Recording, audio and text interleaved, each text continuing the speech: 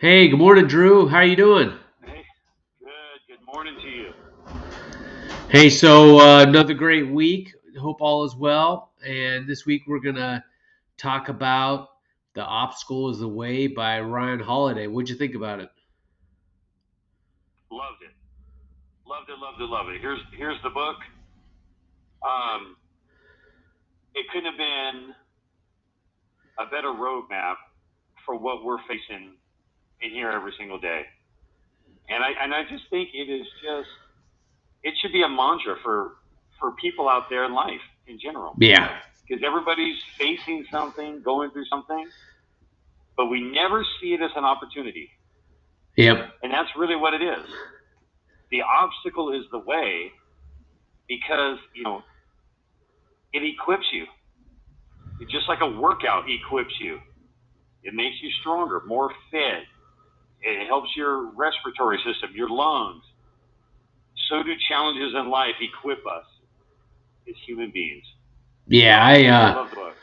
I thought it was fantastic. It really resonated with me, and many instances in the examples they had in there made me think about special forces training and selection, and my current life with challenges at work and family and everything. And the I liked the main triune or trinity that he laid out. you know um, Number one, perception, then action, and then will. I think those really closely marry up, even with other trinities we've talked about. um, Yeah. Tony Robbins talked about what to think, what things mean, and then what to do. Well, Right. what to think and what things mean is what Ryan Holiday is saying about perception. Is that how you perceive and look at and interpret the world really frames how you're gonna what it means and how you're gonna react. And then both of them shared the act piece. What is the action you're gonna take? But then Ryan Holiday just changed it up by adding will. But really, that will is the engine. That's your drive. It's like your fire that you got to fuel, to make things happen. But so I think it's a great trinity, and I liked how he broke it in, into three parts. I think that's a great way to think about complex things like this. Well, no, I like the Trinity thing. And that's exactly what I wrote down in my notebook here perception, action, will. And then I wrote another Trinity. And I got to thinking a little bit. And perspective, perception, same thing, um, is one of my key top components. But along with that, I believe you need objectivity, knowledge. You need to acquire knowledge, lived experience, and a sense of clarity. And I know all those things kind of congeal together to give you a better perspective. But I think sometimes when you put a strong word out there, you have to break it down in its components for people to really understand what makes that soup. If I just say clam chowder, well, in most cookbooks, then it's going to give you a list of ingredients that makes clam chowder. Yeah. And so I think it's important that we help people see the ingredients that goes into having these key metrics in your life. And so I had written the word faith. And I like the word faith in this context. And I know people think of it as just a religious word, and I get that. But I meant it in a broader term as far as seeking clarity, a sense of humility. Because having a perspective isn't necessarily just having all the facts. Sometimes it's having a sense of humility in the midst of having all the facts. That gives you a perception, a more. And then I wrote courage and stillness, and I broke down courage a little bit to seeking opportunity, living selflessly, and acting with humility. And then I had stillness, and I didn't really break down stillness. Yeah. So, No, yeah, that's pretty good. It is important to, examine things and break it into parts, to truly what does it mean by, I say the word perception, so many people can take that different ways. But, he did a lot of great historical vignettes. I liked John Glenn's ability to, stay calm uh, and keep his heart rate underneath 100 beats per minute, even though he flew into outer space. And yeah, and that reminded me of combat dive training because they put you in so many crazy underwater drills where they're taking away your air source and testing your ability to stay calm and not to panic. yeah, And so, it's a crucible where they're throwing these obstacles in front of you, and are you just going to stay calm, focused, task at hand? They'll have you blindfolded, they'll spin you around underwater, and then they'll rip your air away from you, yeah, and then they'll tie it. They'll even do things like tie it in a knot behind your back, and then you gotta just stay calm and reach back there, get control of the hose, untie it, put it back in, and you can't see.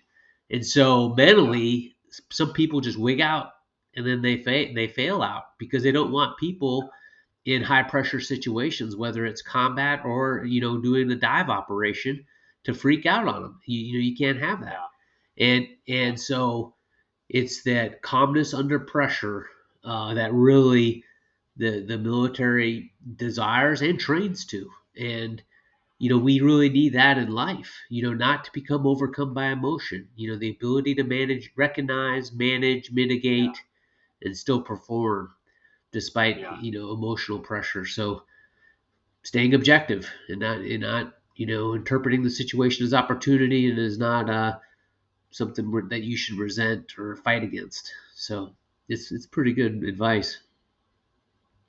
Yeah, a lot of people think and envision the big moments of life, and they see themselves performing at their best in those moments.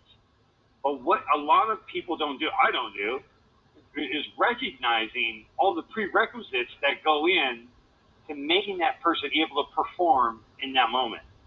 It doesn't matter if it's marriage, parenthood, you know, it can be in several different venues in life. And I like your analogy about how your combat dive training, and because, I've watched a lot of that on TV, and it's pretty intense. And they make it intense because the situation you could end up in is even more intense. Yeah. And I had this pastor that told me one time, he said, the opportunity of a lifetime must be seized within the lifetime of that opportunity. And we need to recognize that when things come our way, when trials or difficult situations come our way, that is your combat dive school. Yep. That is your preparation for becoming the version of yourself that you want to be in some next stage of life. And when we view hardships and difficulties as just an inconvenience, we miss the opportunity of becoming. Yeah. Um, I like that. Yeah, the opportunity to learn, grow, advance. I liked he gave different examples. You got Grant and Civil War, you got Edison that did a gazillion, yeah, experiments. You have Lincoln, talk about overcoming adversity just personally as well as, politically. But he said that the key is having a unity of purpose, that you're focused on, having a deafness to doubt, right? It's like, focusing on hope and not letting, doubt get in the way. And then the desire to stay at it, the persistence. So yeah, it's not that, huge event that just comes along. It's your ability to, be in the crucible of life, to be in the arena, and to forge yeah, yourself through those various obstacles in life to become, what you're going to be. And yeah, and a lot of times it's those big, long, painful obstacles or big journeys like your sentence in prison, my experience in the military or my deployments that I went on. All of that has accumulated, to make me what I am today and my family what it is today. And so now how do I, you step on top of that and then try to go further and become even a better self because of it. Yeah, yeah. It's funny that you just mentioned my sentence in prison. I was 20 years old when I got this 27-year sentence. And even though at that time the key metric of this was primarily punishment, secondarily rehabilitation, that was on the state level. But on the inward level inside of me, I was processing, who am I now? What does this mean? And what do I want out of life? What can I want out of life? That's an important question. And I think even when I was 20 years old and I was just falling down this rabbit hole, and I couldn't even fathom what is it to get out of prison at 47, 48 years old, I knew that this next few decades of my life would be the thing that made me or the thing that utterly destroyed me. Yep. If I could not process it on an intellectual level. I didn't know the intricacies of what facilities I would go to, what challenges I would face, but I knew that this would either build me into somebody that's worthy of society, that can affect positive change, or when I looked around and I saw the different case studies and the prisoners around me, I know that if I didn't face these years the right way, I would be destroyed as a human being and I wouldn't have any purpose. And I just knew it. I knew it on a core level. And that understanding, that desire, subtly guided me to who I would, you said you watched that movie, Shawshank Redemption. Yep. And I know, like, the 1940s in Maine, but there are accurate principles. You see how Andy Dufresne gravitated to. One of the key things to him is the friendships that he made with Morgan Freeman and a couple of the other guys. Yep. And so your network really determines where you kind of fit. And sometimes it's a subtle thing inside of you that pulls you. Just like when I started to get pulled in the wrong direction in high school, it was just it was an outward working of what was, not working on the inside. So yeah, I really like all the examples he uses in here. Grant history, he uses Greek history, and it shows that we are part of the human story. And in difficult situations are part of my life, just like they part of General Grant's life, or anybody else. So therefore, we should feel honored and part of the human story when difficulties come our way. Be that a 27-year prison sentence or combat dive school.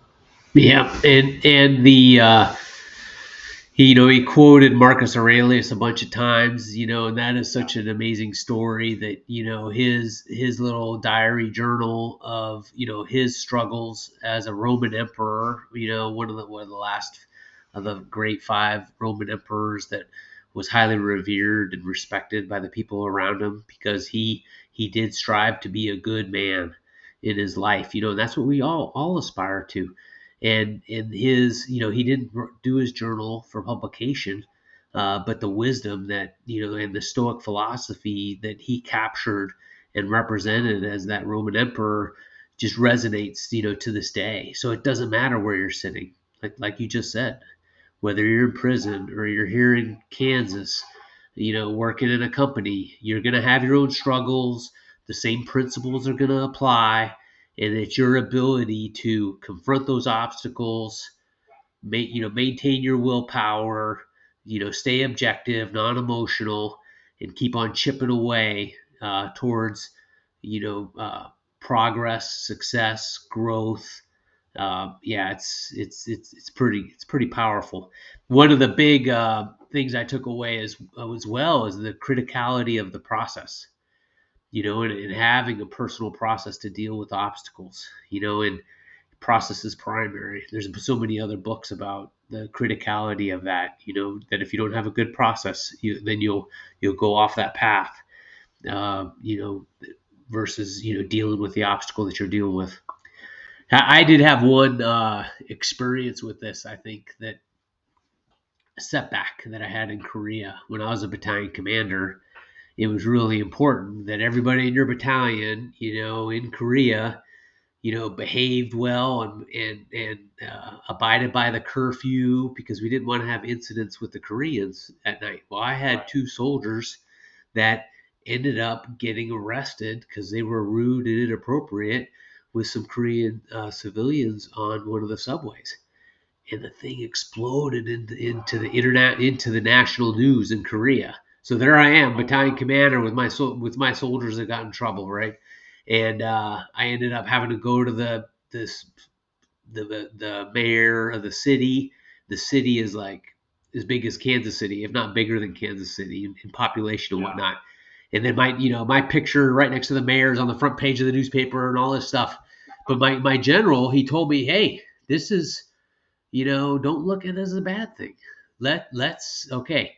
Yeah, it is a step back. Are we disappointed that we're in this situation? The U.S. military in another country, but they're a strategic ally. Let's use this as an opportunity to make things better, and that's what we did. So we used that as a pivot point to transform the training, and we collaborated with the Koreans at the governor level for the province we were in, to revamp and enhance and integrate the Koreans into our training for all new soldiers that came to Korea, so they'd be more culturally sensitive. And so so 6 months later, after we did that, we did all that collaboration with our partners, we were actually in a better position than we were before this incident occurred. We used it as an opportunity and did not accept defeat and the setback, and we pushed through the obstacle and actually made our relationship better with our fellow Koreans. And then we talked about that, how we made that progress. So it's really that it goes back to the perception, and how do you interpret it, and how can you leverage that and maybe flip it into something better than what you were even before. So there's my example of a not that those two soldiers didn't do a wrong thing, but that became the starting point for a good thing. Yeah. And so it's not that we pursue something stupid so something good can come of it, but we just acknowledge that in real life, stuff happens. Difficulties come your way. Yeah. And it's not always going to be the end of you. Sometimes it can be the beginning of you in a new way. We've been on lockdown for a month now, at least, and prior to this, we were only off lockdown for 2 months. And before that, we were on lockdown for 2 months before that. And it's all COVID related. And either way, you're not going anywhere. It's very stale living right now. And thank God I got you in my life. You just flood me with good books. But also, what an opportunity for me to study and read. I had to shift gears because it's easy to go, man, it's getting nice outside and can't go anywhere. And I really feel like a prisoner right now, but I chose to see this is my opportunity to invest in myself in a way that if I was going to work every single day and programming and doing all these things, it would be hard to fit in all these books are giving me. But I had to, and when I shifted that, something opened up inside of me that not only enabled me to embrace this difficulty, but then also share that perspective with other people. Yeah. And start saying, hey, what is it you could be working on right now? Do you want to learn another language? Do you want to work out? Do you want to, whatever it is? Yep. But you have to look at the opportunities in difficult situations. Yep. And I think that is the key. Man, I love this book. I love his other books, which I'm reading right now. I read Ego is the Enemy. which I couldn't agree with more. And stillness is the key. So I definitely want to recommend this book to everybody watching and listening right now. And because I guarantee you may not be in prison and you may not be running a battalion in Korea, but you have your own set of problems. And perspective and how you approach them is going to determine what you become of them. Yep. So, No, that's good. And, so you just gotta, monitor yourself, maintain your perception of the environment, focusing it towards being objective, and, and really, it's you're going to have an outward stimulus towards you that doesn't create your reaction. It's your choice and how you interpret that stimulus determines will then result in your action. And what does it mean? And you really got to own that, and mitigate those maybe negative emotions, because especially if it's a huge challenge or it's disrupting what you were trying to do. You just got to be flexible and be willing to accept that. But then you also got to try to make yourself tough and resilient to be able to push through those obstacles, right? I like this one quote as, a wind extinguishes a candle, right? Are you going to be a candle, or are you going to be, that fire where the wind actually energizes the fire? So what we want to do is make ourselves into that fire. So when we do get that headwind, it's actually just energizing us. And, and the obstacle becomes the way, it becomes the purpose, it becomes the path. Now, sometimes, and he describes this pretty well, there's going to be obstacles that you can't overcome and that are going to defeat you, and you can't control that. But you can still flip it and learn from it. And it might give you another alternative path, and you still need to just, accept it. But you should do everything you can, with your resources and your mental approach and, managing your emotions and focusing your energy and willpower, and do what you can into addressing the obstacles that are coming your way. Because everybody has them. It doesn't matter where you're at, whether you're top of the world as, president, or to, living in a small, humble house.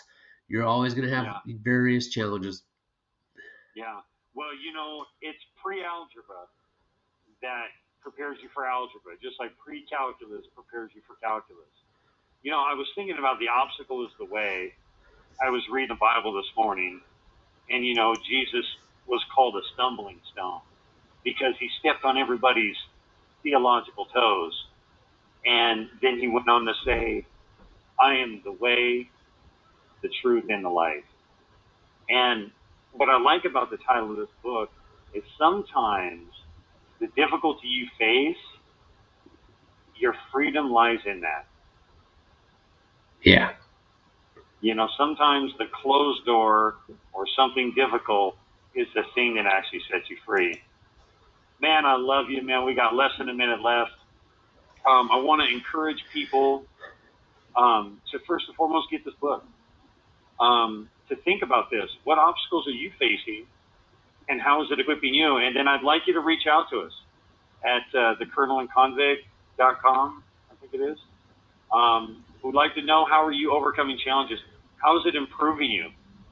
Or how is life going? So, yeah, we appreciate that. I appreciate you, and I love you, cousin. Same here, Drew. It's great to see you. Hope you have a great weekend. I didn't wake you up too early this morning, but it's always good to see your smile.